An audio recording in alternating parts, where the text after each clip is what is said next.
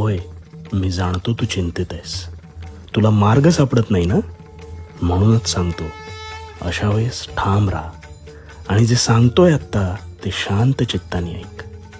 मनातील चिंतेवर लक्ष केंद्रित केलंस तर ती चिंता तुला खाऊन टाकेल. आभाळात अनेक ढग भ्रमंती करत असतात.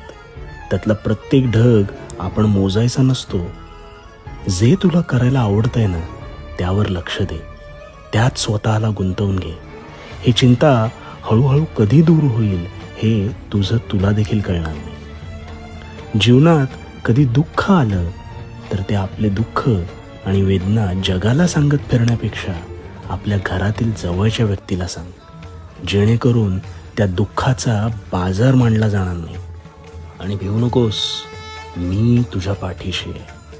भिवू नकोस, मी तुझ्या पाठीशी आहे.